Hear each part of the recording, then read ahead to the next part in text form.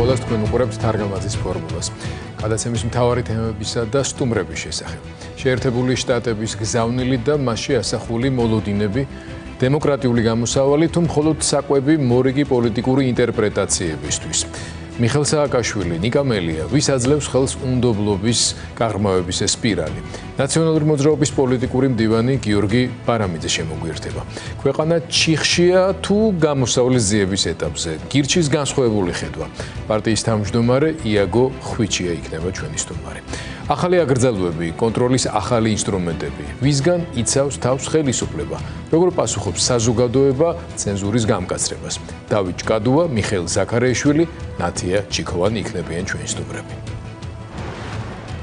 და გადაცემის ამ ნაწილში შევეცდებით გავარკვიოთ, გამოჩნდა თუ არა საქართველოში პოლიტიკური პროცესის დემოკრატიულ ჩარჩოში დაბრუნების, თუნდაც მინიმალური რეალური შესაძლებლობა. თუ კვლავ იმ ვითარებაში ვართ, როდესაც ერთი და იგივე დიპლომატიური ტექსტი ყველა მხარეს საკუთარი პოლიტიკური ინტერესის მიხედვით ესმის.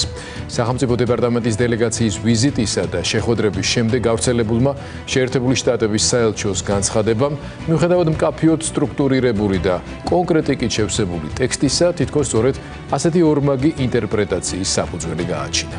ერთი მხრივ ოპოზიციის პოლიტიკური წარმომადგენლობისა და ინსტიტუციური ჩართულობის მნიშვნელობაზეა საუბარი, მეორე მხრივ კი ხელისუფლების პასუხისმგებლობაზე, დემოკრატიული სტანდარტების, პოლიტიკური თავისუფლებებისა და დასავლელ პარტნიორებთან ნორმალური ურთიერთობის აღდგენის აუცილებლობაზე. სწორედ ამ მეორე ნაწილზე ამახვილებს ყურადღებას ოპოზიცია. მაშინ როცა ხელისუფლება განცხადებიდან ძირითადად იმ გზავნილებს კითხულობს, რომლებიც პარლამენტში მონაწილეობისა და პოლიტიკური მანდატების გამოყენების თემას ასე პირდაპირ არ ეხება, მაგრამ საუბარია ინსტიტუციურ ჩართულობაზე ქართული ოპოზიციის მათ მიერ მიღებული ხმების რაოდენობისა და წარმომადგენლობითობის ფუნქციის განხორციელების კუთხით.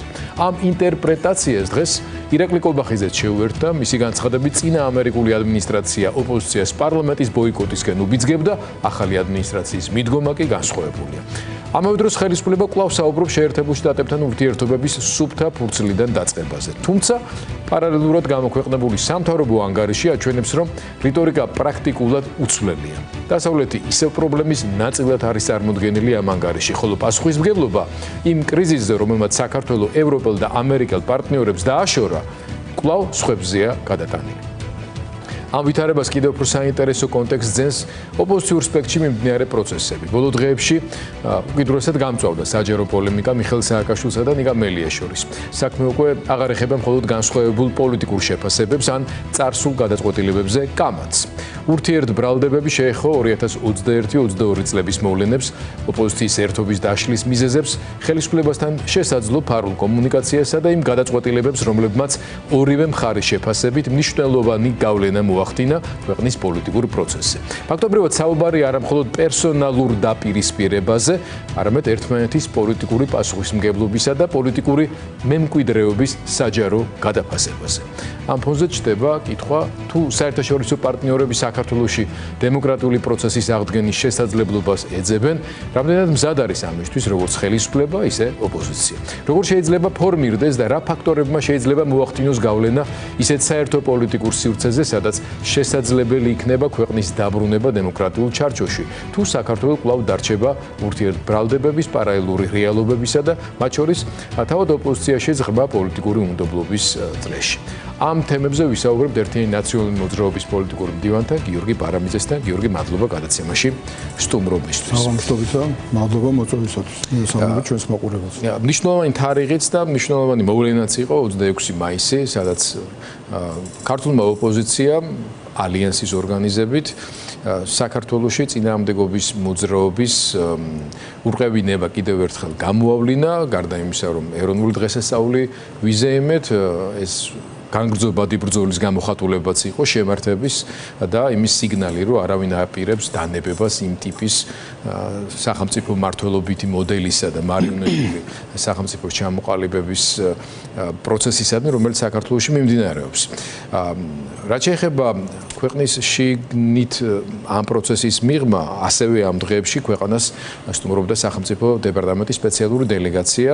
ამ მხრივ შეიძლება ითქვას, რომ რაღაც ცოტა უფრო დასერიოზულდა, ასე ვთქვათ, საქართველოსადმი პოლიტიკის გამსაზღვრელი ჯგუფის დამოკიდებულება იმ მხრივ რომ თუ კი აქამდე ესეთი სტანდარტული განცხადებები შემოიფარგლებოდნენ ხოლმე რა მოლოდინი ჰქონდათ საქართველოს ამთავრობასთან მიმართებაში ახლა უკვე მას შემდეგ რაც დელეგაციამ დატოვა საქართველოს საელჩომ გამოაქვეყნა ძალიან კონკრეტული მინიშნებებით სავსე განცხადება. თქვენ როგორ წაიკითხეთ მისი შინაარსი, რა განცდა დაგრჩათ მათ შორის თქვენი პარტიის წარმომადგენლების კომუნიკაციიდან სახელმწიფო დეპარტამენტის დელეგაციის წევრებთან შეხვედრის დროს? კიდევ ერთხელ მადლობა მოწვევისათვის.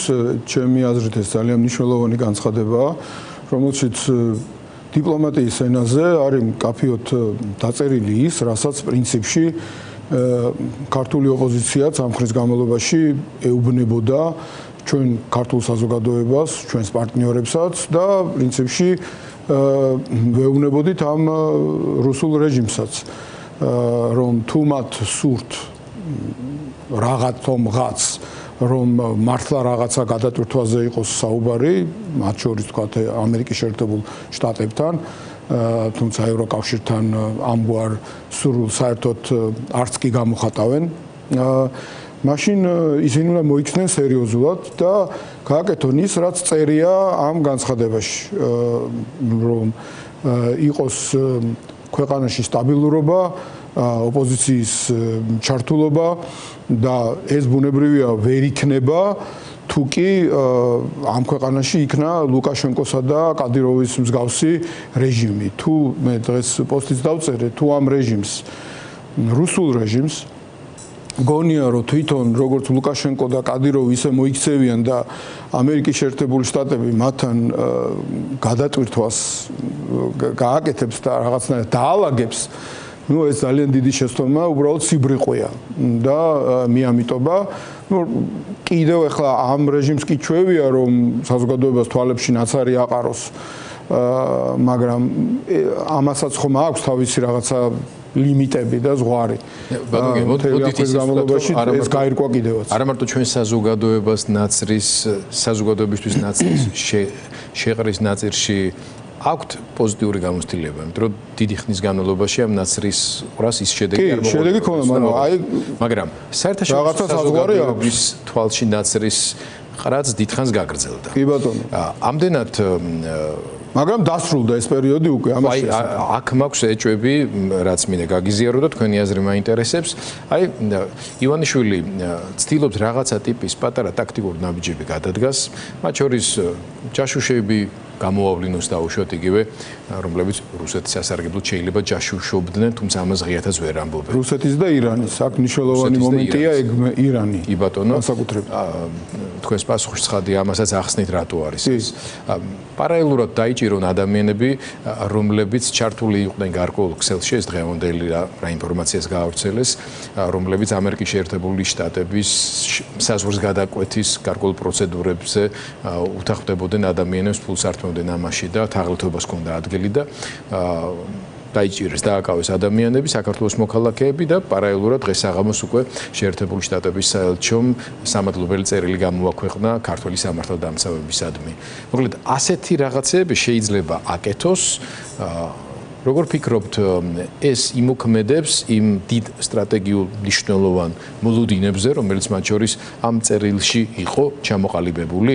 ანუ მათ დარჩათ რამე სივრციან შესაძლებლობები, რომ საკუთარი საგარეო პოლიტიკა, რომელსაც მრავალ ვექტორულს ეძახიან, წარმოაჩინონ ისე, თითქოს ისინი თანაბრად ითვალისწინებენ საქართველოში, როგორც მინიმუმ დაუშვათ ჩინეთის და შეერთებული შტატების ინტერესებს ერთდროულად, ან ამერიკის შეერთებულმა შტატებმა შეიძლება მიიღოს ეს მოცემულობა? თეორიულად კი, მაგრამ პრაქტიკულად არა. ეხლა ესენი გარდა იმისა, რომ მე ვთქვი, რომ მე არ მინდა რაღაცა მასავით გამოვიდეს, რომ აი მე რაღაცა სიამოვნებას მანიჭებს, რომ ესენი რაღაცა ეპითეტებით შევამყო და ამითი შემოვიფარგლოთ ჩვენ ინტერვიუს დროს, უფრო ვფიქრობ, ჩვენი საზოგადოება, რა თქმა უნდა, უფრო სერიოზულ ანალიზს იმსახურებს, უფრო ჩაუღრმავდები.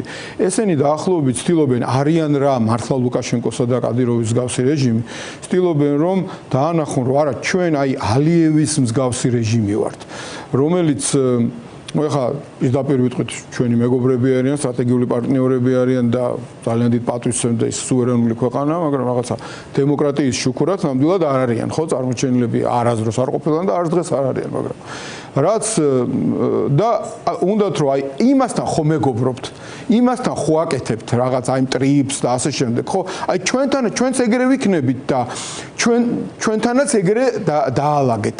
აი რაღაცა დაახლოებით ამდაგვარი გზავნილია და ეხა თავის ხრივ აზერბაიჯან-ირანის ურთიერთობები კარგად ვიცით, თუ ვინმე ძალიან სერიოზულად და ფუნდამენტურად და საფუძვლიანად ეწინააღმდეგება აი აიათოლების იდეოლოგიის გავრცელებას ჩვენს რეგიონში, ჩვენს ქვერეგიონში დავაზუსტებ, იმიტომ რომ ჩვენ ვართ აღმოსავლეთ ევროპის რეგიონი და კავკასია არის, სამხრეთ კავკასია არის ქვერეგიონი აღმოსავლეთ ევროპის. ძალიან მნიშვნელოვანია, რომ სულ ყოველთვის გვახსოვდეს პოლიტიკოსებს, ჟურნალისტებს, ექსპერტებს ხშირად ეს გვავიწყდება და ჩვენ კვლავ ჩვენ თავს ვკეტავთ იმ თითქოს რეგიონში, რასაც რუსეთი ასე ვთქვათ გვიწილადებს ხოლმე, რომ აი თქვენ ხართ იმ მარტო სამხრეთ კავკასია ხართ. არა, ჩვენ ჯერ კიდევ მიხეილ სააკაშვილის პრეზიდენტობის დროს მოვახერხეთ, რომ გავაფართოვეთ ჩვენი რეგიონი, ჩვენ ვართ შავი ზღვის ქვეყანა, შავი ზღვის ბასენის ქვეყანა და აღმოსავლეთ ევროპის ქვეყანა. ეს არის ძალიან მნიშვნელოვანი სტრატეგიულად, უბრალოდ ეს ჩანართის სახით გავაკეთეთ, რომ მოდი ახლა აი ჩვენ ხო და შესაბამისად ალიევი ამას ძალიან სერიოზულად ეწინააღმდეგება. განსხვავებით ამ ივანიშვილის რეჟიმისგან, სადაც ალ-მუსტაფას ეგრეთ წოდებული უნივერსიტეტი ფუნქციონირებს, რომელსაც 3 ფილიალი აქვს, თითქოს ადამიანებს ტროტუარზე დგომისთვის იჭერენ და არალიცენზირებული პირდაპირ ფუნდამენტური და აიათოლების ფილოსოფიაზე დაფუძნებული და ამ ფილოსოფიის გამავრცელებელი საგანმანათლებლო და მე ასე ვიტყოდი რეკრუტირების სტრუქტურა მუშაობს. რეკრუტირების რო არის იმითად დადასტურდა, რომ სულ ცოტა ხნის წინ საქართველოს მოქალაქეები უმეტესობად ეთნიკური აზერბაიჯანელი იყო, პაკატებით იდგნენ, რომ რასაც გვიბძალებ ძვირფასო აიათოლა, იმას გავაკეთებთ, ხო? ამის პარალელურად ეს ერთმანეთსგან ამოგლეჯილად კი არ იყო. ამის პარალელურად ირანის ელჩი საქართველოს ემუქრება, რომ თქვენ მან ჭკვიანად იყავით, თორე შეიძლება დაისაჯოთო და შიგნიდან აგიფეთქდეთ ქვეყანაო, რაზეც არც ერთზე და არც მეორეზე არ რეაგირებს ეს რეჟიმი, განსხვავებით ალიევისაგან. ალიევი ამის 1000-საც კი არავის არ აპატიებს და მეორე ერთი არის აზერბაიჯანელი ხალხისთვის რა არის ილჰამ ალიევი, რომელმაც აზერბაიჯანელები საუკუნოვანი ასე ვთქვათ ოცნება ასე ვთქვათ აუსრულა აზერბაიჯანელ ხალხს და აზერბაიჯანის სუვერენიტეტი, ტერიტორიული მთლიანობა დაიცვა როგორც შეძლო ამ ადამიანმა რუსეთის მიუხედავად და ზოგადი სიტუაციის რაც წინააღმდეგობა ქონდა მას ამ ყველაფრის მიუხედავად იმას სხვა ლეგიტიმაცია აქვს ამ ხალხში და მის ხალხში და შესაბამისად სხვა შესაძლებლობები და მესამე ფაქტორი ბოლო-ბოლო ის არის ასევე მართლა კარიბჭე ამ ქვერეგიონისა კარიბჭე, რადგანაც უშუალოდ კასპიის ზღვასთან აქვს შეხება და ამხელა რესურსი აქვს.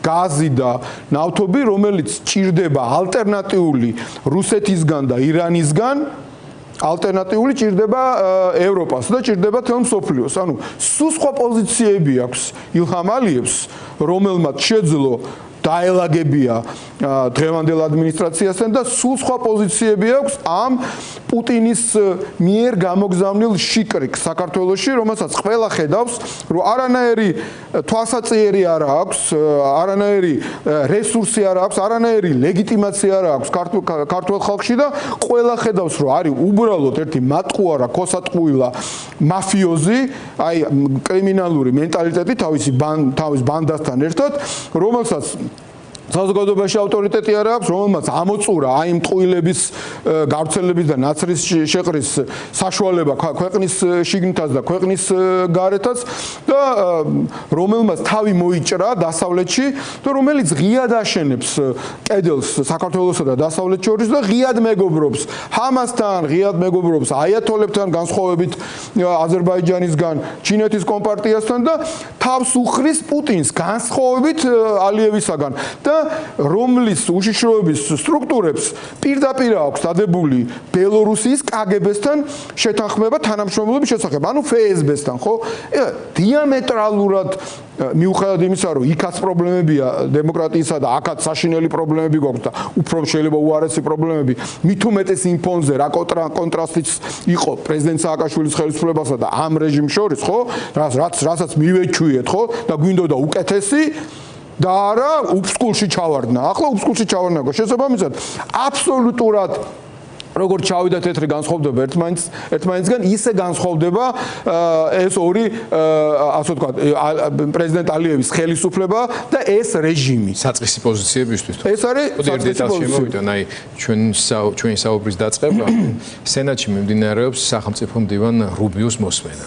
ერთ-ერთმა სენატორმა დაუსვა შეკითხვა სომხეთ-აზერბაიჯანის კონფლიქტის მოგვარებასა და ამ ახალ პროექტებში ამ ადმინისტრაციის როლთან დაკავშირებით და გაიხსენეს ბზეჟინსკის დიდი საჭედრაკო დაფა და ის კონკრეტული, ასე ვთქვათ, შედარება ეპიზოდი, რომ აზერბაიჯანი, იქ მარტო აზერბაიჯანზეა ლაპარაკი, ცენტრალური აზია რო წარმოვიდგინოთ, ნამდვილად ესეა სავსე უზარმაზარი რესურსებით, ეს არის ღვინით სავსე ბოთლი, რომლის საცობიც აზერბაიჯანია.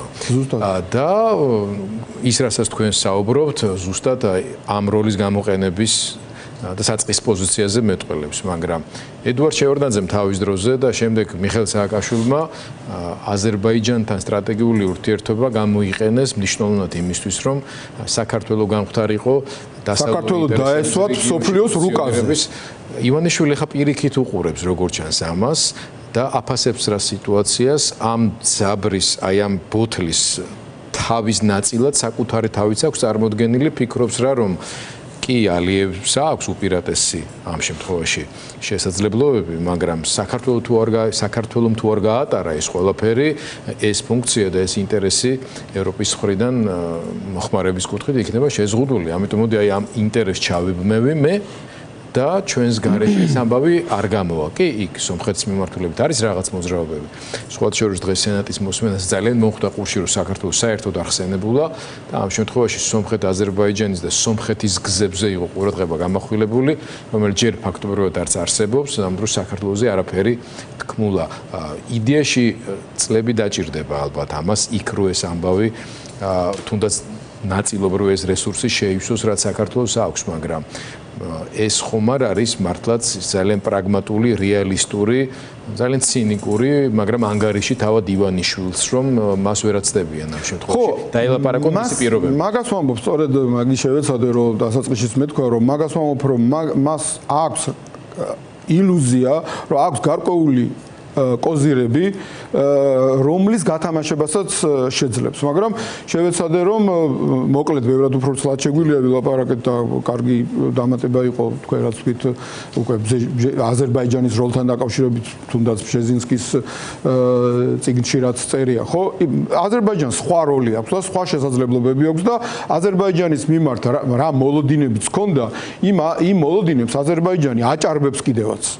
პირდაპირ მინდა გითხრათ და ჩვენს მიმართ სულ სხვა მოლოდინები ქონდა. საქართველოში 6 მილიარდზე დოლარზე მეტი აქვს ამერიკას დახარჯული, აზერბაიჯანში არა აქვს. ჩვენი დემოკრატიის მხარდაჭერაზე და ჩვენი ქვეყნის ისეთ სახელმწიფოდ ჩამოყალიბებაზე, რომელმაც შევარდნაძემ რო თქვა რომ მივაკაკუნებო, კი არ მიაკაკუნა ნატოს კარები პრაქტიკულად გაიხსნა ჩვენ წინაშე და ოფიციალურად ჯერ არ არის გაუქმებული ის, თუმცა მაკეთკენ მიდის საქართველოსთან მიმართებაში. ბუქარესტის სამიზე გადაწყვეტილება ჯერ კიდევ ძალაშია, რომ საქართველო და უკრაინა გახდებიან ნატოს წევრი. ესეთი უპრეცედენტო რამ არის, კიდევ ერთხელ გავახსენოთ ჩვენს მაყურებელს, რომ ასეთი რამ ნატოს სხვა სახელმწიფოებს რო იღებდა, მანამდე არასდროს არაა გაცხადებული. ყოველთვის იყო, რომ აი თუ შეასრულებთ მერე და აქ არის მტკიცებით ფორმაში, რომ საქართველო და უკრაინა გახდებიან ნატოს წევრები. ეს არის უდიდესი გადაწყვეტილება, უდიდესი მიღწევა იმ დროის პირობებში, მით უმეტეს რამდენი დროა გასული 2008 წლიდან მოყოლებული ხო წარმოგიდგენიათ და ამის კვალობაზე საქართველო უკან და უკან მიდის. აი დღეს აღნიშნეს ბაქო თბილისი ყარსის ოფიციალური გახსნა და წარმოიდგინეთ 14 წელია ხელისუფლებაში არიან 14 არა და 2 წელიწადში უნდა დასრულებულიყო ყველაზე გვიან პრეზიდენტ სააკაშვილის ხელისუფლების ასე ვთქვათ პირობებში ეს ძალიან მნიშვნელოვანი რკინიგზა და მხოლოდ 5 მილიონ ტონაზეა ლაპარაკი და გაცილებით მეტი უნდა იყოს სინამდვილეში ხო და აი 14 წელი შეგვიძლია პირდაპირ შეგვიძლია ავიღოთ და როგორც აი ამ რკინიგზასთან მიმართებაში ისე ლაზიკის ტირე ანაკლიის სპორტთან მიმართებაში როცა არაფერი არ გააკეთეს და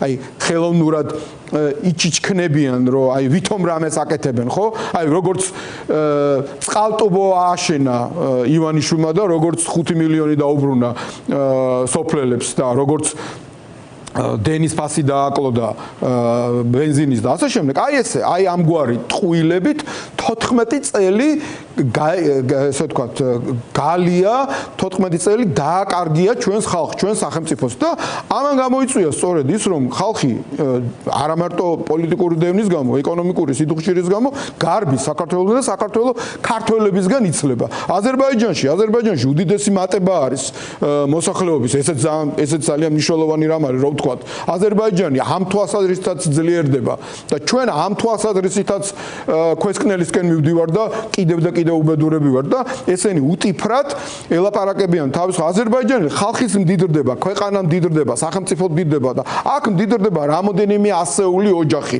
რომელიც აი ამ ივანიშვილის ბანდის გარშემო არის შემოკრებილი და აი ამ სტატისტიკას ათანაბრებენ გადათვლიან საშუალო არითმეტიკულზე დანარჩენ მოსახლეობაზე იცით რა არის იმას ვეტყოდი რომ აი ამდენით გაიზარდა ერთსულ მოსახლეზე შემოსავალიო. საქართველოს მოსახლეობა თუ კიდევ განახევრდება, ერთსულ მოსახლეზე შემოსავალი გაორმაგდება. აი თუ ეს სტატისტიკა უნდათ რომ აი თურმე ამით არიან კმაყოფილები, ხო, აი ეს უნდათ რომ ხალხს აჭამონ. მაგრამ რაც არ უნდა გაუნათლებელი იყოს ეკონომიკურ საკითხებში, ეკონომიკურ პოლიტიკაში და სხვა საკითხებში, საქართველოს მოსახლეობა არც ისეთი გაუნათლებლები არიან და მიუხედრლები არიან, რომ ვერ მიხვდნენ ბოლო-ბოლო რა აფერისტის მაფიოზი, აი კრიმინალური მენტალიტეტის მქონე ტიპის ხელში ჩავარდა საქართველოს 2012 წლის 1 ოქტომბერს რუსეთის მიერ საქართველოში ჩატარებული სპეცოპერაციის შედეგად და იმის შემდეგ მეთოდურად მიზანმიმართულად განსხვავებით ალიევისაგან ანგრევს ქართულ სახელმწიფოებრიობას უფრო და უფრო მეტად დამოკიდებულს ხდის რუსეთზე განსხვავებით ალიევისაგან რომელიც პირიქით უფრო და უფრო მეტად დამოუკიდებელი გახადა და ბოლო-ბოლო ახლა პლუს კიდე ამას ვინც მისი მეგობარია იმისგან იზოლაციას კი არ ახდენს გამოიყენა თურქეთთან ძმობა მეგობრობა და გახდა უძლიერესი სახელმწიფო და ჩვენ ვინც მეგობრობდა ვინც დღემდე არის თავარი გარანტი საქართველოს რუსეთის მიერ დროებით ოკუპირებული ტერიტორიების არაღიარების პოლიტიკისა ევროკავშირისა და ნატოს წევრ სახელმწიფოებთან მიმართებაში იმათთან იზოლაციას ახდენს ხო ანუ ყველაფერი საპირისპირო არის რეალურად არსებითად და ხა რამოდენიმე ის გეოგრაფიული რაღაცა უპირატესობა რომ გააქვს ეს მაგას ვიძახით რომ ეს უნდა გამოგვეყენებია და 14 წლის განმავლობაში საქართველოს ქართველებისგან კი არ უნდა დაცლილიყო ვინც მანამდე იყო წასული ის უნდა ჩამოსულიყო და მას ნორმალური სამუშაო ადგილი უნდა ქონოდა და ნორმალური პენსია უნდა ქონოდა პენსიონერს და ნორმალური ხელფასი ვის მუშაობს ხო და ამის საპირისპირო გააკეთა ყველაფერი ამიტომ ამ მოკლედ კიდევ ვიტყვი იმიტომ რომ უსასრულო შეიძლება ამაზე ლაპარაკი ამიტომ ამ ტიპს ივანიშვილს რო აქვს იმედი რომ შეადაროს თავი ალიევს და ისევე დაალაგოს ურთიერთობა ამერიკასთან არანაირად არ გამოუვა. ამ და უამრავი კიდე სხვა დრო არ ყოფნის თორე მიზეზის გამო. მოდით ახლა კონკრეტულად დაუბრუნდეთ სახელმწიფო დეპარტამენტის ვერ ვიტყვით რეკომენდაციებს, არამედ მოლოდინებს, რომელიც არის მათ წერილში გამოქვეყნებული. რატომაც არა რეკომენდაციები თქვა, იმიტომ რომ ისინი ამბობენ რომ გინდა დაალაგოთ, მაშინ ეს უნდა გააკეთოთ. კი, იქ არის მოლოდინები, ისინი დაუშვათ, მაგრამ ქართული პოლიტიკური პროცესი გარკვეული თვალსაზრისით ჩიხშია, გაჭედილია იმ გაგებით, რომ ну, ესეთი ლეგიტიმური ორგანოები, სადაც პოლიტიკური ოპოზიცია თავის მანდატით იქნებოდა წარმოდგენილი, არ არსებობს, არ ფუნქციონირებს, რაც ფუნქციონირებს ის გარკვეულ ფასადურ დანიშნულებას ასრულებს და იქ ყოფი რამდენიმე ადამიანი ცხადია სურათს ვერ ქმნის. მეორეს მხრივ ევროპა ვეღარ და აღარ არის ისეთი აქტიური როგორც იყო ადრეული წინა კრიზისების დროს და შარლ მიშელის ფორმატი. არა, გაეთიშა ევროპა საერთოდ ხო? პირიქით უფრო. ხელი ჩაიქნია ფაზაშია. ერთადერთი გარკვეული იმედი რომ საგარეო ფაქტორი რაიმე ტიპის დადებით გავლენა შეიძლება მოახდენს ქართული პოლიტიკის ნორმალიზებისკენ ბიძგის კუთხით არის შეერთებული შტატები. ამ მხრივ არის ეს განცხადება ხელჩასაჭიდი და საინტერესო, მაგრამ აი თქვენ მაინც ახლა გამოცდილება გაქვთ ინფორმატებისას და ასე შემდეგ. რა ჩარჩოში, რა ფორმატში შეიძლება მოექცეს? აი იმათმა დაწერეს ეს განცხადება, გამოაქვეყნეს, ორივე მიმართულებით ეს საკუთარი მოლოდინები აღწერეს. როგორ შეიძლება პრაქტიკულ პოლიტიკაში გარდაისახოს ეს? ან რა დროის მონაკვეთ შეიძლება მოხდეს? დაუსრულებლად ხო არ შეიძლება ეს გაგრძელდეს? ეს 28 წლის გეგმიური არჩევნების კენ მიმართული არის, მანამდე რამე შეიძლება მოხდეს, ვინმე შეიძლება მედიატორის ფუნქცია და როლი ითამაშოს. თუ აი საერთოდ ოპოზიციაში როგორი გააზრება არის შემდეგი პოლიტიკური პროცესი, როგორი უნდა იყოს მათ შორის ამერიკის შეერთებული შტატების ამ პოზიციის გათვალისწინება? Ну, გონივრული ვადა ალბათ ამ წლის ბოლომდე 1 წელიწადი მაქსიმუმ შეიძლება ეს პროცესი გაგრძელდეს, ნახოთ როგორ იქნება. თუმცა აქვე მინდა რეპლიკა გავაკეთო, ევროპას ხელი ამათზე აქვს ჩაქნეული და არა საქართველოზე და არა ქართველი ხალხის მხარდაჭერაზე. ძალიან მნიშვნელოვანია გერმანიის ელჩის პოსტაც წაიკითხავდით, ხო?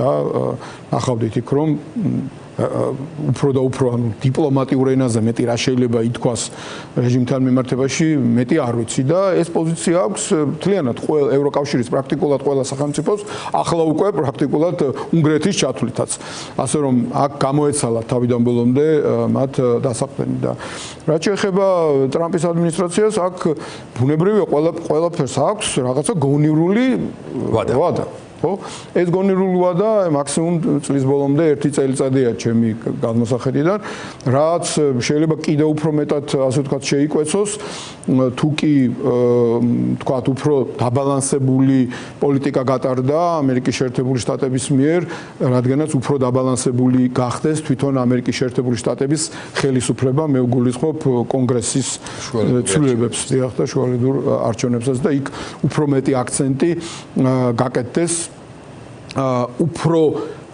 აქცენტირებულად გაესვას ხაზი დემოკრატიის უკუსვლას ამ რეჟიმთან მიმართებაში თუმცა როდესაც პრეზიდენტ ტრამპის ადმინისტრაციის წარმომადგენლები ლაპარაკობენ ოპოზიციის ჩართულობაზე ხო ცხადია რომ ოპოზიციის ჩართულობა ვერანაირად ვერ იქნება მაშინ როცა პრეზიდენტ სააკაშვილი 5 წელია ციხეში ზის და დანარჩენი პოლიტპატიმრები სინდისის პატიმრები როდესაც ტროტუარზე დგომისთვის რეჟიმი ხალხს იჭერს და Facebook-ის სკროლისთვის საკონტროლებლად იმას აკეთებს რაღაცა ქვედანაყოფს. ნიშანდობლივი იყო, როდესაც გამოქვეყნდა განცხადება იმ დღეს გაკეთა განცხადება ამ ახალი სამართლის ამუშავებასთან. ხო და მაგას ვამბობ, ანუ ამათ გონიათ, რომ შეინარჩუნებენ ლუკაშენკოსა და კადიროვის ტიპის რეჟიმს რაღაცნაირად შეეცდებიან დაემსგავსონ ალიევის ხელისუფლებას სადაც კიდევ ერთხელ ვიტყვი არ ყვავის თქვა დემოკრატია და ამერიკის შეერთებული შტატები იტყვის რომ ოკეი არაუშავს ბიჭებო იყავით როგორც ახართ მაწყობს თქვენ აი ეგრე არ არის ეგრე არ მოხდება ეგრე ამის გარანტიას ვაძლევ იმანიშვილს და ამის გარანტიას ვაძლევ კოცებს რომ ეს არაფერი არ შერჩებათ მათ და არავინ მათ თავზე ხელს არ გადაუსვამს ამერიკა არ მიატოვებს ქართულ ხალხს ამერიკა არ მიატოვებს არაღიარების პოლიტიკას ამერიკა არ მიატოვებს საქართველოს იმ როლის შესრულებისთვის დახმარებას რა როლი ჩვენ ბუნებრივად გვაკისრია როგორც ცივილიზებულ ევროპულ დემოკრატიული ბუნების მქონე საზოგადოებას და ქვეყანას იმ გეოგრაფიით რა გეოგრაფიითაც ვართ როგორც ჩავის ზღვის ქვეყანა რომელიც უკრაინასთან ერთად ძალიან მნიშვნელოვანი პარტნიორია ნატოსთვის, სხვებისთვის, რომელიც მიისწრაფვის კეთილმეზობლობისკენ ყველასთან, მათ შორის რუსეთთან, ყველასთან ვინც კი პატივსცემს საქართველოს ტერიტორიულ მთლიანობასა და სუვერენიტეტს და ეს გვინდა რუსეთთანაც და სხვებთანაც ყველასთან, მაგრამ ამას ჩვენ მივახცევთ სწორედაც ტრამპს რაც აქვს ლოზუნგი, ესე იგი ძალით სიძლიერე და პოზიციების გამაგრება, ხო? ძალა უნდა გქონდეს შენი სახელმწიფო უნდა იყოს ძლიერი, ვინმეს თავს კი არ უნდა ესხმოდეს.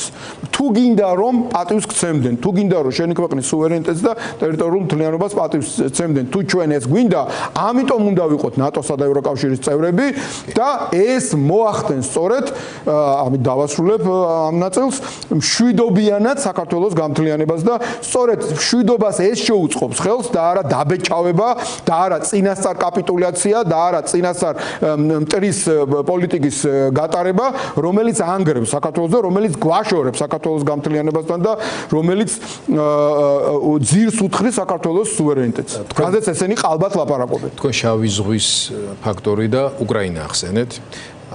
ომში არსებული დინამიკა მნიშვნელოვან გავლენას უდიდესი მნიშვნელობა უდიდესი რომ მოვლენებზეც მაგრამ საქართველოზე განსაკუთრებით თუმცა სიახლეა ამ ხელისუფლებასა და უკრაინის ხელისუფლებას შორის ურთიერთობებში. ზელენსკის ინიციირებული გარკვეული კონტაქტები გრძელდება, დიპლომატიურ ენაზე საკმაოდ კონსტრუქციული განწყობა იგრძნობა თავად უკრაინის მხრიდან. სურვილი, კი, სურვილი და გამოხატული, რითი შეიძლება იყოს ეს ნაკარნახევი და აქვე ვახსენოთ თქვენი პარტიის დამფუძნებლის მიხეილ სააკაშვილის ერთ-ერთი ბოლო პროგნოზის პოსტი, რომელიც უკავშირდება სომხეთის არჩევნების შედეგების შემდგომ, ანუ არჩევნების შემდგომ პერსპექტივას, როგორც ჩანს ძალიან გასათვალისწინებელ ამბავს, რომ მიუხედავად პრობლემებისა და ჩარევის დიდი ხარისხის საფაშინიანი მოიგებს, მაგრამ ისიც ისევ როგორც ბევრი საკითხის მცოდნე ადამიანი ამბობს, რომ პრობლემები უფრო მეტად შემდეგ შეიძლება დაიწყოს და სააკაშვილი საკმაოდ მუქფერებში წინასწარ მეტყველებს პერსპექტივას, რომ რუსეთმა შეიძლება სამხედრო გზითაც კი საფრთხეებს აღწერს. საფრთხეს აღწერს და არ ამბობს, რომ გინდა ეგრე უკრაინა და უკრაინის იქნება ამ შემთხვევაში განმაპირობებელი და მთელი იმედები მისიც მიპყრობილია უკრაინის წარმატებისკენ. თქვენ როგორ უყურებთ ამ პროცესს და როგორ ახსნიდით ზელენსკის ინიციატივას ივანიშვილის მთავრობასთან კონტაქტებში? როგორც ჩვენ ხედავთ, რაც შეეხება ჯერ უკრაინით დავიწყოთ, იმას ვიტყვი, რომ უკრაინის გამარჯვება აქ და რაც ნიშნავს რუსეთის ვერ გამარჯვებას, რუსეთის პრაქტიკულად სტრატეგიულ მარცხს, რაც გამოიკვეთა კარგა ხნის წინ და ახლა კიდევ უფრო მეტად, აი ამ ცოტა ხნის წინ სანამ ეთერში შემოვიდოდი, ესე უცებ პოსტის დაწერაც მოვასწარი, ერთ-ერთი გენერალი, რუსეთის დუმის წევრი, პირდაპირ ამბობს გავრცელდა ქართულ მედიაში, რომ გაახილეთო თვალებიო დუმის წევრი ლაპარაკობს გენერალი რუსი გაახილეთო თვალებიო ჩვენებიო შეტევაზე კი არაო თავის წამოწევასაც ვეღარ ბედავენო უკვე უკრაინა ისე დონეზე არის ამ დრონების ტექნოლოგიის თვალსაზრისით და როგორ გაზარდა რეალური კონტროლი ამ დრონებით და უკვე ყირიმთან დამაკავშირებელ გზას აკონტროლებს ის ხომ რეალურად ააფეთქეს ის ხიდი რომელზედაც მსხვილტონაჟიან მანქანებს ვერ ატარებენ და იქ მეოთხედი არის იმის გამტარუნარიანობის გამოყენებული მიუხედავად იმისა რომ დანგრეული არ არის ის სერიოზულად დაზიანებულია ხო და საწვავის დეფიციტია ხო და ფრონტზე პრობლემების დაკომპენსირება სტილობს დიდ ხო ხალხის კვლელობით მაგრამ ეს არტეხს უკრაინელ ხალხს ხო ეს არტეხს, აი ეს ბარბაროსობა, რომელზედაც აუცილებლად მოუწევს პუტინს პასუხისგება აბსოლუტურად დარწმუნებული ვარ. ეს არტეხს უკრაინელ ხალხს პირიქით აძლიერებს მათ, კი, მსხვერპლია, უბედურებაა, საშინელებაა, მაგრამ ეს უკრაინელებს არ უნდათ. ეს უკრაინელებს არ დაუწყიათ, არც ევროპამ დაიწყო და არც ამერიკამ ეს. ეს დაიწყო პუტინმა, ისე როგორც 2008-ში. და ეს ყველას უნდა გვახსოვდეს და ეს მოღალატეებიც იმიტომაც არიან მოღალატეები და იმიტომაც არავინ მათ პატივს არ ცემს, არც ქვეყნის შიგნით, არც ქვეყნის გარეთ, განსხვავებით ალიევისგან, თავის ხალხს და თავის ქვეყანას არ ადანაშაულებს.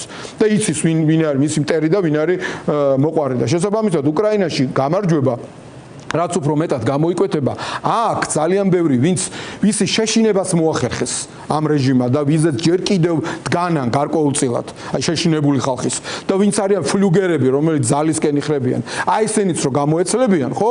ეს რეჟიმი აუცილებლად ხუხულასავით დაემხობა. ამაში ვარ აბსოლუტურად დარწმუნებული.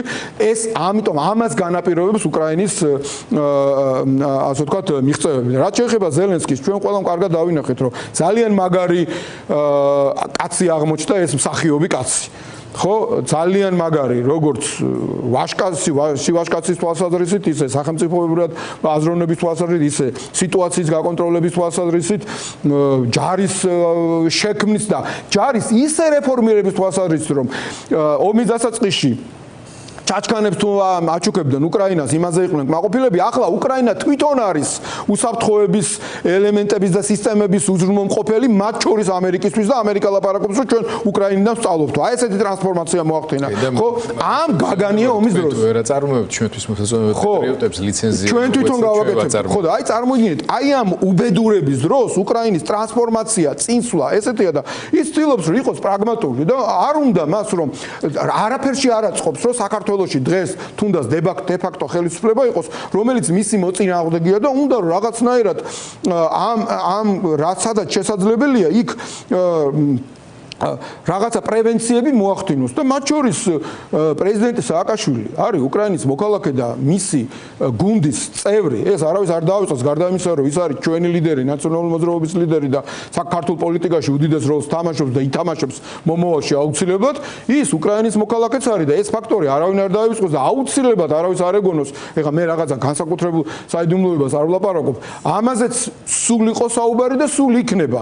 ეს ამ საუბრების ნაწილი ამაში მოიაზრება ისე წარმოუდგენელია უკრაინა-საქართველოს ურთიერთობების დარეგულირება და რაც შეეხება სომხეთთან დაკავშირებით პრეზიდენტ სააკაშვილის წინასწარმეტყველებას იმ თვალსაზრისით რომ ეს არის დიდი საფრთხე არის რა თქმა უნდა ეს აუცილებლად ასე კი არ მოხდება მაგრამ კი გამარჯვებით გაიმარჯვებს საქართველოს შეიძლება აღმოჩნდეს რთულ მდგომარეობაში და საქართველოს ივანიშვილზეც ნეხი გაიზრდება ალიევი არის გამომდინარე იქიდან რომ საქართველოს სუვერენიტეტი გამომდინარე იქიდან რომ საქართველოს სუვერენიტეტი დაკარგა საქართველოს არის უკვე რუსეთისთვის რაღაცნაირად უკვე რაღაცა დანამატი იმიტომ რომ მისი ტიპი ყავს აქ ხელისუფლებაში რომელმაც ყველაფერი გააკეთა რომ ქართული ჯარი გაენადგურებია და რაც მთავარია ამას პრეზიდენტ სააკაშვილიც ხშირად აღნიშნავს სულისკვეთება ქვეყნის დაცვის სულისკვეთება იმიტომ რომ ქვეყანას პირველ ყოვლისა ჯარი კი არ იცავს ჯარი არის ინსტრუმენტი ხალხის ხელში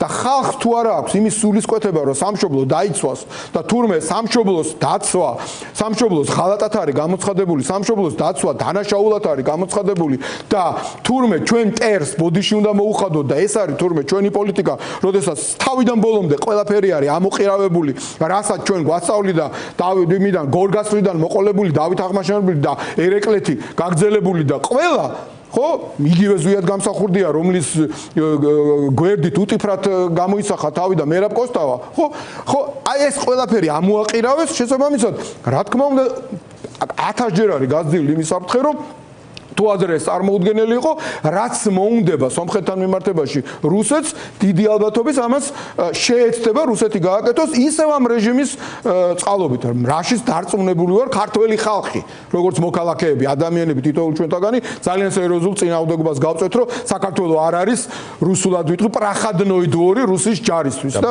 ეს არ მოხდება მეტე სომხეთის საწინააღმდეგო ხო ამას შვიდობიანად ვლაპარაკობ მაგრამ არ რაღაცა სამხედრო დაპირისპირებას მაგრამ ამას ჩვენ ამის უფლებას არ მივცემთ რომ რაც სომხეთის ტერიტორიიდან გაგვიკეთა რუსეთმა 1921 წელს რომ დაგვესხა თავს იმას არ გააკეთებს ღევანდელი ქართველიერი რომ სომხეთს 21 საუკუნეში ჩვენ შეუტრიალოთ იქიდან საქართველოსდან დაესხას რუსეთი თავს სომხეთს თქვენ ჩამოთვალეთ ფაქტორები რაც ნიშნულოვანად განაპირობებს საქართველოში შიდა პოლიტიკურ დინამიკას მათ შორის პირველ რიგში უკრაინის წარმატება იქნება ეს თუ დასავლეთის კიდევ უფრო მეტი კონსოლიდაცია დასავლური ცივილიზაციის ინტერესების დასაცავად. მაგრამ ამას ყველაფერს ადგილზე მსაუბად ჭირდება და ქართული საზოგადოების ნების მამობილიზირებელი სხვა მნიშვნელოვანი ინსტიტუტებთან ერთად პირველ რიგში პოლიტიკური პარტიებია. ამ ხრივ არც თუ სასიამოვნო დინამიკას აქვს ადგილი ბოლო დღეების განმავლობაში, რა დოზითაც თქვენ საჭირო ჩათვლით ამაზე ლაპარაკს, მაგრამ მაინც ფაქტია, რომ ერთ დროს თქვენი პარტიის თავმჯდომარე ნიკა მელია, რომელიც ასევე პატიმრობაშია, მიხეილ სააკაშვილი, ასევე პატიმრობაშია კი არა და მე მგონი ძალიან ახლოს არის მათი საკნები, დღეს ვთქვათ ეპისტოლარულ დაპირისპირებაში არიან ერთმანეთთან უკვე ერთი მხრივ საკმაოდ რთული ბრალდებებით. მათ შორის აი მე უბრალოდ ერთ ფრაზას ბევრი ციტატა მაქვს მონიშნული, მაგრამ ამდენს უბრალოდ ვერც მოვასწრებთ, ყველა დაინტერესებულ ადამიანს საკითხული აქვს, მაგრამ ასეთი ნათქვამის შემდეგ, რომ სადაც სააკაშვილია, იქ ქვეყნის ინტერესი არაა, იქ მხოლოდ კერძო ეგოისტური ინტერესია. ვიყო ივანიშვილის მტერი არ ნიშნავს, რომ უნდა ვიყო სააკაშვილის პარტნიორი.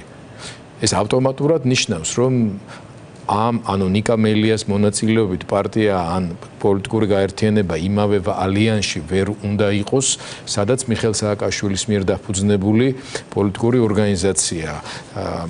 როგორ შეიძლება რა მოლოდინი შეიძლება ჰქონდეს იმ ოპოზიციურად განწყობილ საზოგადოებას, რომლისთვისაც ამ მომენტისთვის ოპოზიციური ალიანსი იყო ერთ-ერთი მნიშვნელოვანი დაუშვათ მიზიდულობის ცენტრი პოლიტიკური პროცესებში მონაწილეობისათვის. ხო, ლოგიკურად რასაც თქვენ ამბობთ, ეგრეა, მაგრამ ნახოთ რა გადაწყვეტილებას მიიღებს თვითონ პარტია, ახალი პარტიის შიგნით. ბუნებრივი არის დისკუსია, ალბათ ნიკას ბევრი ეთანხმება იმ პარტიაში ამაზე, რაც ძალიან სამწუხაროა. პირველ ყოვლისა სამწუხარო ის არის, რომ მე ინგა გრიგოლიას გადაცემაში ხლა ჩვენ აქ ამდენი დრო არ აქვს.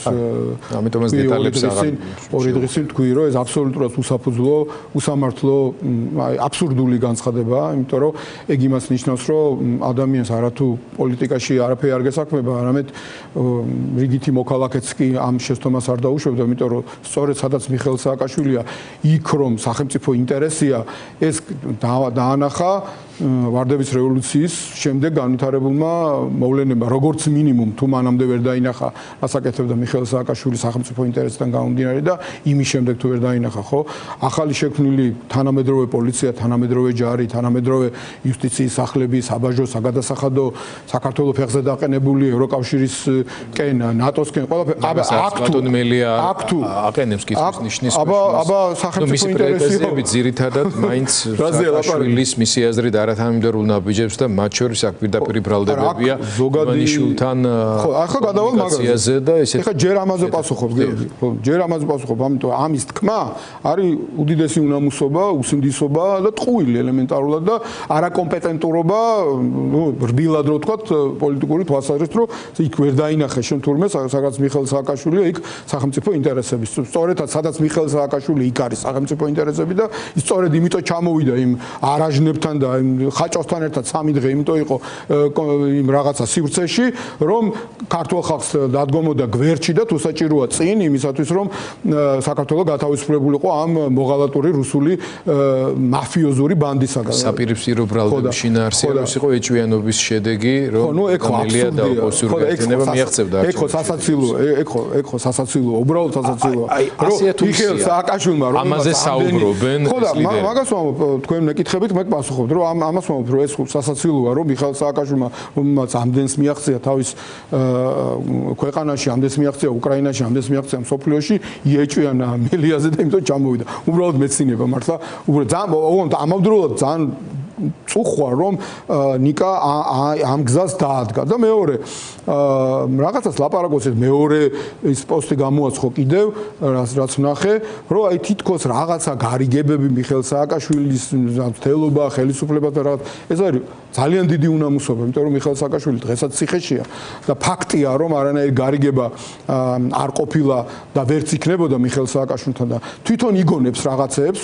მე ესეთი შტაბ-ეშტილება დამჭა და თხოვს მიხეილ სააკაშვილს ილაპარაკოს იმაზე რაც არ მომხდარა რაც თვითონ ასე ვთქვათ უნდა რომ რაზეც გადაიტანოს ყურადღება მაშინ დაალოცვილო აიღე და პირდაპირ მეუნები აიღე და შენ თვითონ მოყევი რას ლაპარაკობ და მე შეაფასებს ქართული საზოგადოება რასაც შენ ლაპარაკებს იმას და იქითკენ კი ნუ ისური იმას რა ქვია რაღაცა ბურთს რომ აი მიხეილ სააკაშვილმა თუნდაც უნდა ილაპარაკოს ის რაც არ არსებობს შენ თუ რამე იცი ადეკიდან მოყევი ამ თემებზე თქვენთან უბრალოდ წარმოუდგენელია როცა ის პარტიის თავმჯდომარე ამის არა რა თქმა უნდა 22 წელზე საუბარია მის მოწოდებაზე რომ ისიც მოყვეს იმ კაცს რომელსაც არასახელეს მთელი 22 წლის განმავლობაში რა საკითხებზე ეთანამშრომლებოდა რატომ იყო ის კაცი მისი მოციქული ხელისუფლებასთან 22 წელს ანუ მისი ვიომეთში ყოფნის დროსაც ამ კაცის მეშვეობით რა გარიგება დაიდო ხელისუფლებასთან და 22 წლის ბოლოს რაში გადააგდეს სააკაშვილი ხო და რაც შეეხება იმ ვიღაც კაცს ვიზეც მიშამ თქვა რომ მიღალატა ჩემი ჩამოსვლის დროს რაღაცების უზრუნველყოფა უნდა მოეხდინა და არ გააკეთაო ამ ადამიანის გამჟღავნება მეც მაინტერესებს, მეც ძალიან მაინტერესებს, იმიტომ რომ ძალიან მნიშვნელოვანია ჩემთვის კითხვა, მან რო ის არც პოლიტიკოსია და მეტნაკლებად საზოგადოებისთვის ცნობილი არ არისო, მაგრამ ხო შეიძლება მეც გქონდეს რაღაცა ურთიერთობა იმ ადამიანთან, არ ვიცოდე, რომ ადამიანთან ვისთანაც ურთიერთობ ამასობაში პრეზიდენტი თulis მოღალატეთ. ხო, ამიტომ ეგ ჩემთვისაც შემთხვევა, როცა ორივემ უნდა დაასახელოს. ხო, ეგ ჩემთვისაც საინტერესოა, მაგრამ დარწმუნებული ვარ იტყვის მაშინ, როდესაც ამისი ფაქტორები გაჩნდება და ამისი შესაძლებლობა გაჩნდება. აქამდე ამასაც არ ამბობდა და ახლა თქვა ამის თაობაზე, ხო? შესაბამისად, რაც შეეხება უკვე დიდ დასკვნას, ხო? ჩვენ არა ვართ პატარა ბავშვები, რომ იქით-აქეთ ვიხტუნაოთ, ხო? ალიანსშიც შევედით არა იმ ილუზიით, რომ იქ დაგხვდება ის პარტიები, რომელსაც ჩვენ უყვარვართ. არა, პირდაპირ თქვენთანაც მithქვამს ეთერში. ჩვენ ამ პარტიებში უმეტესობას არ უყვარვართ და ყველანი პრინციპში თეორიულად ერთმანეთის კონკურენტები ვართ. სწორედ ამას ვამბობთ, რომ მაგრამ აქ არის საუბარი ნდობის მინიმალურ სტანდარტზე. ბრალდებების შინაარსი უბრალოდ ერთი მაგიდის გარშემო ერთ თემაზე შეთანხმების პერსპექტივასაც კი ხო, ამ რიტორიკით კი, ამიტომ ვამბობ, რომ ეს უკვე პარტია ახალის გადასაწყვეტია, რას გააკეთებენ და ჩვენ არ ვთვლით, რომ პარტიათა ერთობა და ესეთი კოორდინაცია რაც ამ წუთას არის რაღაცა ადვილი იყო და ამიტომ ჩვენ იქ დღესაც საკმაოდ რთულ ვითარებაში გვიწევს თანამშრომლობა, მაგრამ ჩვენი მთავარი мотиваცია არის საქართველოს და ჩვენ რაც ვიღაცას არ უყვარვართ, ეს არ გვაინტერესებს. ჩვენ გვიყვარს საქართველოს. ამიტომ ჩვენ გზნობთ პასუხისგებლობას, როგორც სერიოზული ხალხი, როგორც პოლიტიკოსები, რომელსაც გვაქვს მონაწილეობა პრეზიდენტ სააკაშვილის მეთაურობით თანამედროვე ქართული სახელმწიფოს მშენებლობაში და საკმაოდ წარმატებული იყო ეს პერიოდი და გვინდა რომ რაც შეიძლება მალე დავიხსნათ ჩვენი ქვეყანა ამ მოღალატური კრიმინალური რუსული ბანდისაგან. ამიტომ ჩვენ მაქსიმუმს გავაკეთებთ, რომ გავაგზავნოთ თანამშრომლობა ყველასთან, ყველა პატრიოტულ და პროდასავლურ ძალასთან, უფრო მეტიც ჩვენი ხედვა არის, რომ საბოლოო ჯამში თუ ოდესმე მეტნაკლები მაინც არჩევნები რომ შეიძლება ეწოდოს ისეთი პროცესი შეიძლება დადგეს, ყველა უნდა იყოს ერთად, რამდენადაც არ უნდა გვიყვარდეს ერთმანეთი და უნდა იყოს შეთავაზება ქართული საზოგადოებისთვის შავი და თეთრის, აქეთ ეს მოღალატური ბანდა და დანარჩენი პატრიოტული პროდასავლური ოპოზიცია, რომ ხალხმა ძალიან კაფეო არჩევანის გაკეთება შეძლოს და ხალხი არ დარჩეს ბევრი, დაბნეული და შესაბამისად სახლში და ყველა მოვიდეს იმ არჩევნებზე, რომელიც იქნება შემდგომში. ამიტომ ეს არის ჩვენი ხედვა, ჩვენ ძალიან სერიოზულად უდგებით ამ პროცესს. დაანჩენს ნახავთ როგორ განვითარდება მოვლენები, ჩვენ ვაგრძელებთ ბრძოლას, ვიცით რომ ეს ბრძოლა მართალი ბრძოლაა, ეს ბრძოლა ქართველი ხალხის ბრძოლაა, ეს ბრძოლა არის საქართველოსთვის და ამ ბრძოლას აუცილებლად გამარჯვებით ქართველი ხალხის ერთიანობით დავასრულებთ. დიდი მადლობა ბატონ გიორგი ბარამიძე იყო გადაცემის ამ ნაწილის სტუმარი, მე მას ვემშვიდობები და ახლა სხვა პოლიტიკური პარტიის ლიდერს ვუხმობ სტუდიაში. საქართველოს პოლიტიკურ ცხოვრებაში ძნელად თუ მოიწებნება პარტია, რომელსაც მიმდინარე პროცესების შეფასებისას იმდენად განსხვავებული პოზიცია ეკავა, როგორც გირჩს. იმ დროს, როდესაც პოლიტიკური სპექტრის დიდი ნაწილი ერთმანეთისგან მკვეთრად გამიჯნულ ბანაკებად ჩამოყალიბდა, გირჩი ხშირად აკრიტიკებდა არა მხოლოდ ხელისუფლებას, არამედ ოპოზიციის მნიშვნელოვან ნაწილსაც. ამ კრიტიკას არც ახლა აკლებს. ზოგჯერ არანაკლები სიმწვავით, ვიდრე თავად მმართველ ძალას. ამდენად საინტერესოა, როგორ ხედავენ ისინი დღევანდელ პოლიტიკურ რეალობას, განსაკუთრებით ახლა, როდესაც შეერთებული შტატების სახელმწიფო დეპარტამენტის სპეციალური ჯგუფის თბილისში ვიზიტმა და ამერიკის საელჩოს შემდგომმა განცხადებამ ახალი პოლიტიკური დისკუსია გააჩინა. განცხადებაში ერთდროულად ჩანს როგორც ხელისუფლების მიმართ კონკრეტული მოლოდინები და რეკომენდაციები, ისე პოლიტიკური პროცესის ინსტიტუციურ ჩარჩოში დაბრუნების აუცილებლობა, რაც მათ შორის ოპოზიციასაც ეხება. თუმცა, როგორც ხშირად ხდება ხოლმე, ამ გზავნილებს ხელისუფლებას და ოპოზიციას საკუთარი ინტერპრეტაციით კითხულობენ. ამ ფონზე ჩნდება მნიშვნელოვანი კითხვა, რა ეტაპზეა დღეს ქართული პოლიტიკური კრიზისი, არსებობს თუ არა რეალური შესაძლებლობა, რომ პროცესი კვლავ დემოკრატიულ და პოლიტიკურ სივრცეში მეტნაკლებად მაინც დემოკრატიულ და პოლიტიკურ სივრცეში დაბრუნდეს. თუ ქვეყანა კვლავ ურთიერთბრალდებებისა და ჩაკეტილი პოლიტიკური ლოგიკის ფარგლებში რჩება. მოდით დავიწყოთ საუბარი.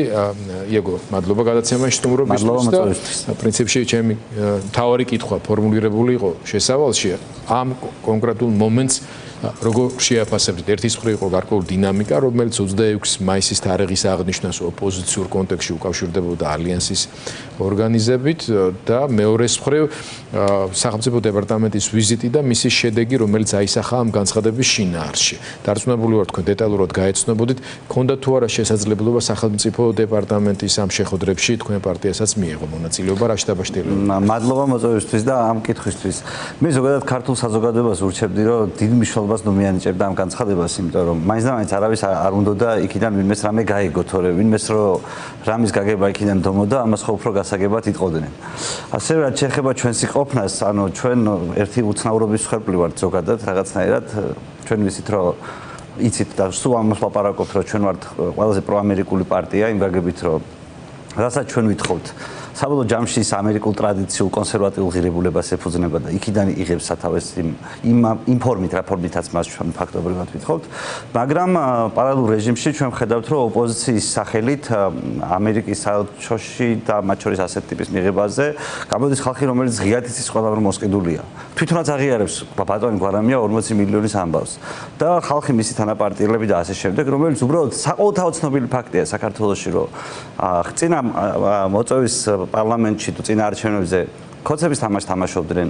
მთელი ოპოზიცია გადააგდეს საბოლოო ჯამში. ისაც ახლა ამერიკელები თვითონ მოგვიწოდებს საელჩო ამ ნაწილში, რომ ინსტიტუციები უნდა გამოიყენოთ და დემოკრატია ამაზეც დგას, მათ შორის და ასე შემდეგ.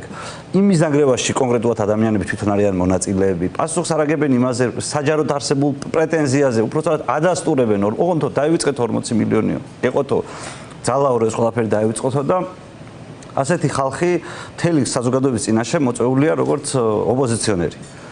და ეს პრობლემა იმითი რომ ჩვენ იმიტომ არა ვართ მაგალითად რა ოფიციალური განმარტება მის არის ის რომ ბარიერ გადალახული პარტიები მოვიწვიეთ. და ბარიერ გადალახული პარტიები რა შუაშია ის პარტიები იმ შემადგენლობით არც არსებობენ. დაშლილები არიან. ის პარტია არ არსებული პარტიებია მოწვეული სინამდვილეში.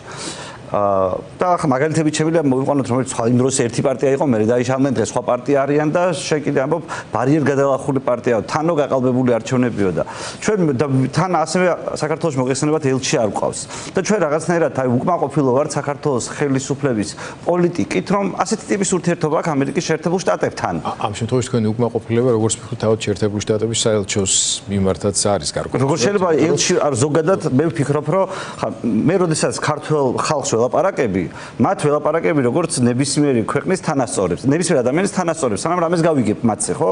და რატომ უნდა ველაპარაკო ვიღაცას არათანასწორად? და მე რაღაცნაირად მართლა უკმაყოფილო ვარ იმით, რომ ამერიკა საქართველოს ელჩი არ ყავს. ზოგადად ეს ფიქრობ, რომ ჩვენმა მთავრობამ, დღევანდელმა საქართველომ, დღევანდელი მოქმედი შემადგენლობით, როგორც ჩვენ დავაკომპლექტეთ, რა სიტუაცია ჩვენ მივიღეთ, გინდა სახელმწიფო, გინდა ოპოზიციური, გინდა მათი თანაფარდობით ზოგადად ვერ დავიმსახურეთ როგორც ჩანს სერიოზული ყურადღება. იმდენად სერიოზული ყურადღება, რომ მართლა ამერიკელების სახელით მოწყობილ ღონისძიებებზე ოპოზიციონერი ვერ გაურჩევიათ მოსყიდულისგან.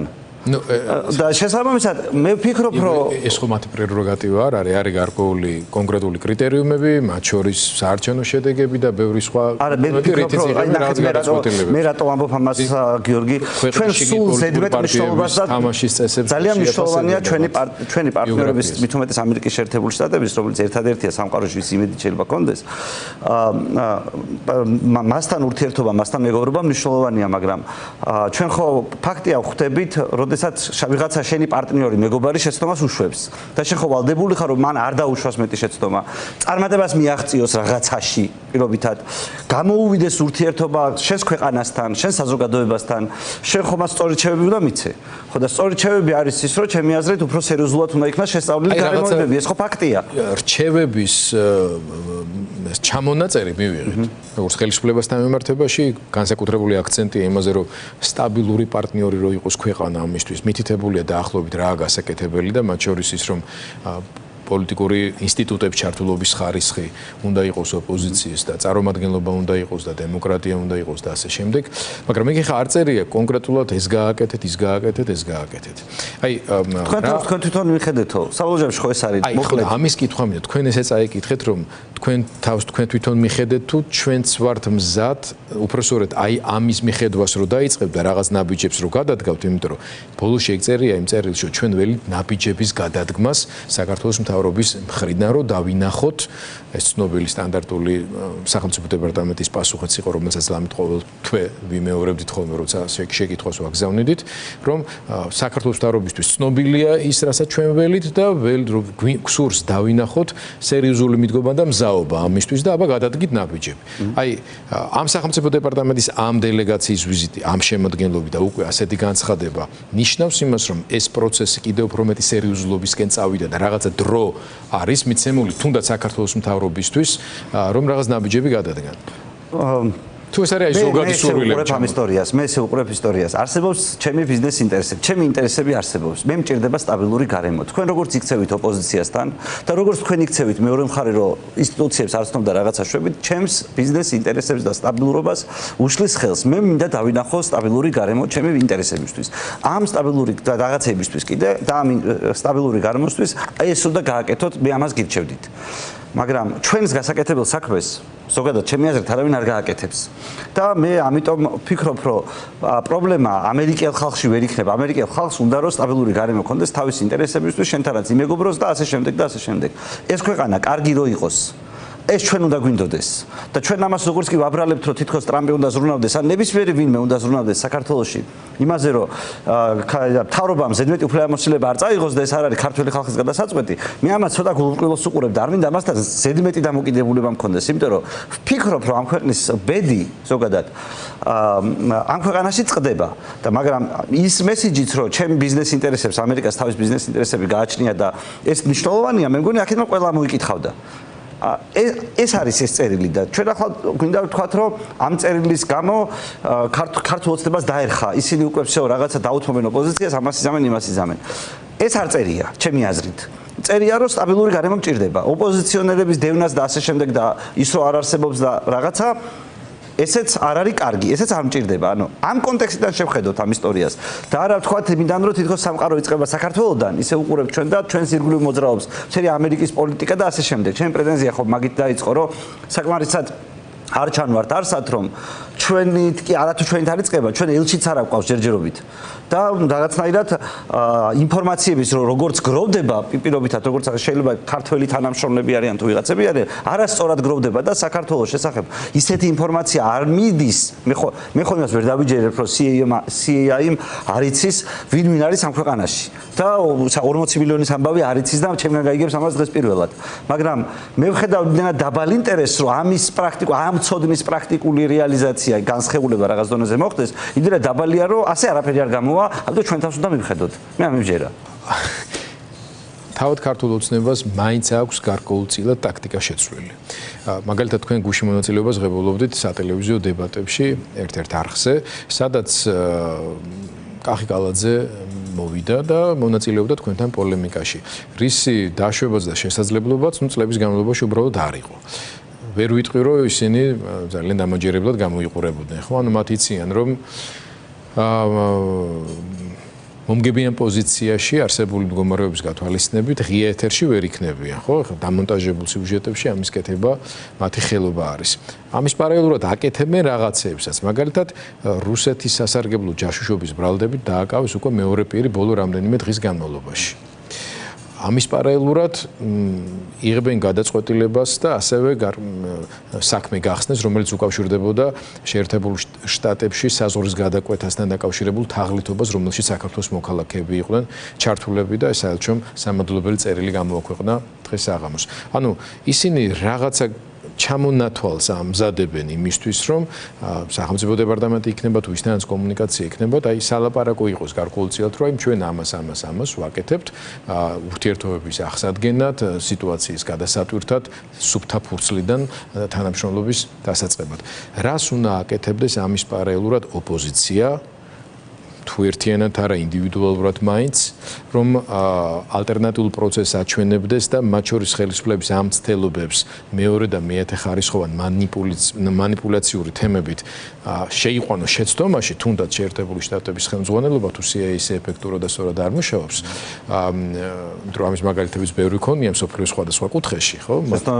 ხო, მადამი დამოკიდებულება ჩვენ ვერ გვექნება ისეთი 100%-იანაც სარწმუნო, რომ მათი დამოკიდებულება საქართველოსთან მიმართებაში უფრო ჩვენთვის საინტერესო კალაპოტში ჩადგეს და ქვეყნის შიგნითაც ხალხს გაუჩნდეს რაღაც პერსპექტივა და იმედი, რომ აი ამ მოჯადოებული წრიდან, რომელშიც ახლა ყველანი ვართ და სრულიად გაუგებარია, არ ვიცით 28 წელი არის ახალი ორიენტირი, მანამდე რაღაცა ხდება, თუ ხდება, რა პერკეტები და რა ფაქტორები არის, რამაც შეიძლება გავლენა მოახდინოს თუნდაც ბიძინა ივანიშვილზე.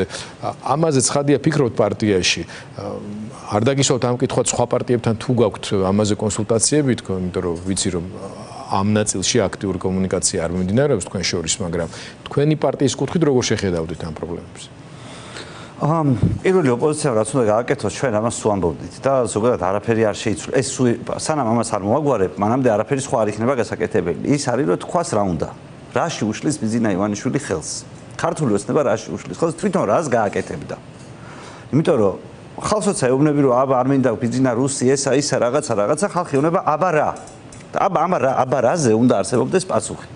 მე შეიძლება მქონდეს ამ კითხვაზე პასუხი, მაგრამ ჩემი პასუხი არ არის საკმარისი.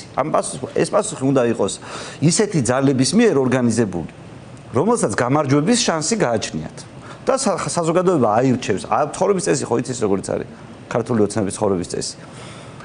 შესთავაზოს უკეთესი ცხოვრების წესი საზოგადოებას და ის კი არ არის სიტყვაზე შენ 1% და 2% გააყალბა საზოგადოებას. არა, აი როგორც იდეა, როგორც არის დამოუკიდებლობის იდეა, როგორც იყო საქართველოში და რაღაც მომენტში ბოლოს როცა კულმინაცია მიაღწია, გასაგები იყო, რომ ის გაიმარჯვებდა რაღაც თვალსაზრისით.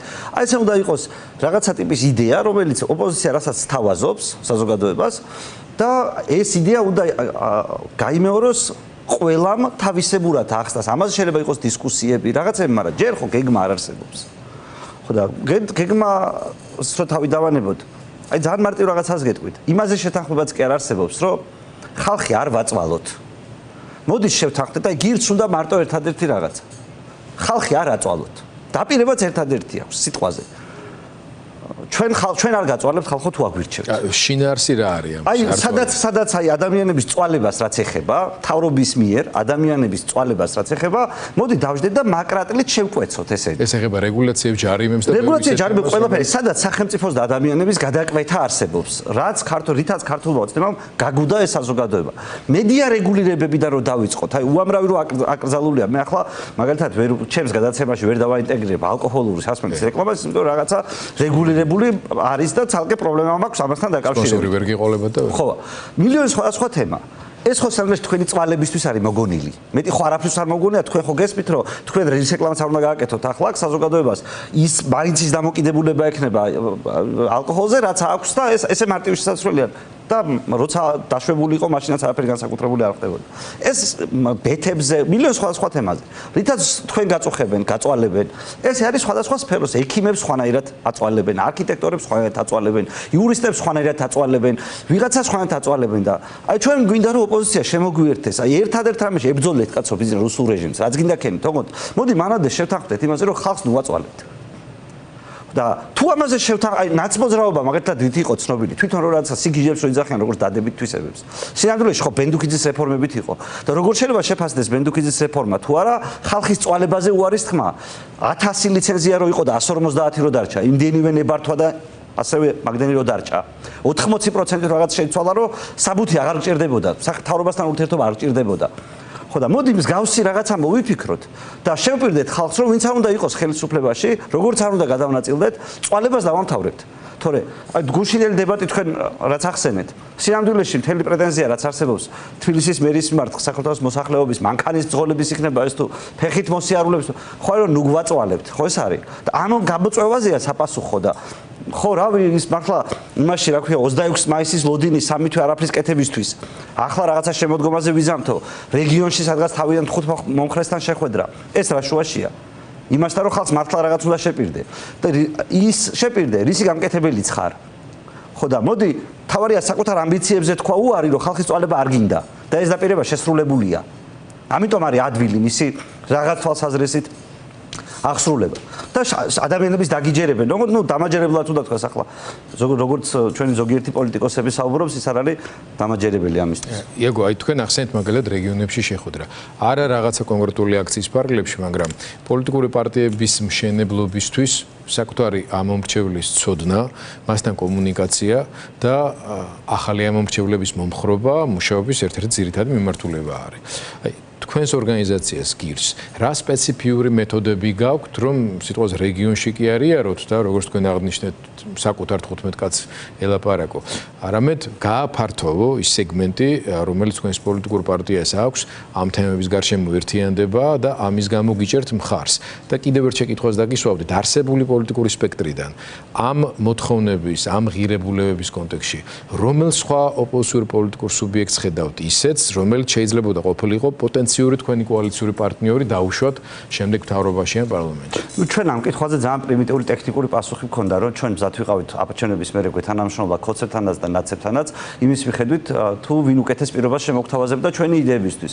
ჩვენი იდეები ამ 9 წელია ვლაპარაკობთ პირობითად და ახლა დღეს ყოველ შემთხვევაში სწრაფად ვერ ავხსნი, რაც არ უნდა იყოს, იდეოლოგია შეიძლება დავასახელო, რაღაცა დავასახელო, მაგრამ ნებისმიერ შემთხვევაში ჩვენ პარტნიორად მოვიაზრებთ იმ ნებისმიერ ადამიანს და ჩვენთვის არ გააჩნია მნიშვნელობა ჩვენთვის სასურველ საკითხზე მწვანე ღილაკს ადამიანი არაწვალოთ კანონს ხარს ვინც დაუჭერს ადამიანის წვალებაზე უარს ნიკა გვარამია მეთქი ხო იცით რომ ნიკა გვარამია და ჩემი გემოვნება ძალიან განსხვავებულია ყველაფრით და როგორც მიმაჩნია მაგრამ ის იზამს ამას თუ ნებისმიერი სხვა ქართული ოცნების წარმომადგენელი რომელიც შეიძლება არანაკლებად ოდიოზური იყოს ვიღაცისთვის ჩემთვის არანაირი მნიშვნელობა არ გააჩნია იმიტომ რომ მეცოდინება რომ ამათ რაღაც კაი საქმე მაინც გამოგლიჯე წვალე ერთით ნაკლებია წვალების კანონი მივაღებინე ხო და ამ გაგებით როგორ გითხრათ ჩვენი პოლიტიკური თანამოაზრე ადამიანების გათავისუფლების საქმეში ამ წუთას რო გითხრათ რომელიმე პოლიტიკური პარტია ამეთქი მე უნდა გაგისვათ კონტრკითხვა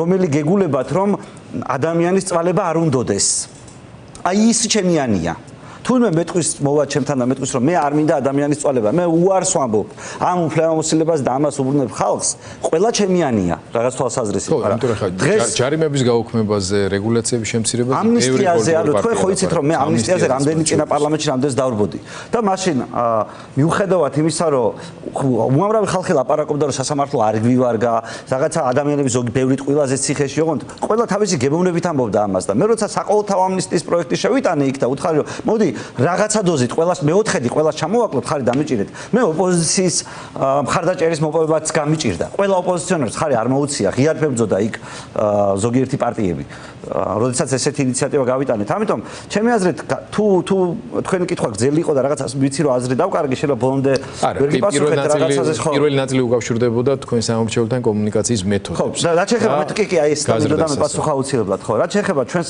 ამომრჩევლებს ჩვენი პარტიაც და იდეოლოგიაც მოგეხსენებათ რომ განსხვავებულია ჩვენს ამომრჩევ ჩვენიანებს ჩვენ არ ვყოფთ არა თუ ტერიტორიული ნიშნით არამედ არც ეთნიკური ნიშნით არ ვყოფთ და უფრო მეცაც გეტყვით არ ვყოფთ იმის ნიშნითაც კი რომელი ქვეყნის მოქალაქეა ანუ შეიძლება ეს უცნაური იყოს პოლიტიკური პარტიისთვის მაგრამ ჩვენთვის ისეთივე ქართველები არიან ქართველი ემიგრანტები ამერიკაში ან სამყაროს ნებისმიერ სხვა წერტილში ევროპაში რომ ისინი მიუხედავად იმისა რომ თავიანთი საჭიროებების გამო ამერიკის მოქალაქეები გახდნენ თუ გერმანიის თუ რუსეთის თუ რომელიცაც გინდა იმ ქვეყნის თუ ის ადამიანი ქართულად აზროვნებს ქართულ პოლიტიკურ სივრცეში უნდა მონაწილეობა უნდა რომ თავისი აზრი საქართველოზე გამოხატოს და ქართველია ჩვენ მათ არ ვყოფთ რომ ეს ხალხი როგორც რო აუგზავნეს ხვისუფლება ემიგრანტებს ქართულმა ოცნებამ ხო ჩვენ ხო თუნდაც აი ამ მოტივით ვიძახდით რომ ბიჟები ხო არა ხართ როგორ შეიძლება ქართულ კაცს ქართველობა აუკრძალო ესეთი ტიპის რაღაცას იგიჯე როგორ შეიძლება თავში აზრად მოგივიდეს და ამიტომ ჩვენ სულ უკავშირდებოდით ჩვენს მომხრეებს ელექტრონული საშუალებებით მე ვიტყოდი რომ იდეალური ფორმა არ გვაქვს იმიტომ რომ ნუ როგორ შეიძლება და ჩვენ მხოლოდ 62000 ხმა აგვეღო და როგორ შეიძლება და მართლა ის ხალხი იმას ვერ მიხვდარიყო სინამდვილეში მეორე მხრიდანაც რომ ხოცებს აძლევდა სინამდვილეში 97-ით 3 რომ მოიგო ბიძინამ მაგრამ რო ვერ მივწვდით ეფექტურად ფაქტია ამის მიუხედავად ჩვენ ვეძებთ ხალხს რომელიც ჩვენით არის დაინტერესებული რომელსაც უნდა სიმართლის გაგება რომელიც არ არის ჯიბრის კატეგორიაში რომ მე შემეჯიბროს არამედ ერთი რაღაცა უნდა მარტივად რომ თანამოქალაქეების წვალება არ ევასება მთავრობა რო აწვალებს და თუ ასეთი ხალხი აქეთ მოგძებნის, ჩვენ შევთანხმდებით ყველაფერზე. კიდე ეს პოლიტიკური იყოს, რაც უნდა ცუდი წარსული კონდეს, თუ დავიჯერებ, რომ გადაიაზრა საკუთარი წარსული და წვალებაზე ხალხის უარს აცხადებს, დიდი სიამოვნებით მივიღებდი და ვეცდებოდი, რომ გამოვასწორო მისი წარსული მასთან ერთად. კარგი. მეტი რა შევთავაზო ჩვენს კოლეგებს, გამოსწორდით და თქვენთან ვარ. მადლობა იაგო ხუჩიას და ამ შეტყობები. მას რეკლამაზე გავიდით რამდენიმე წუთით და გადაცემის ბოლო ბლოკში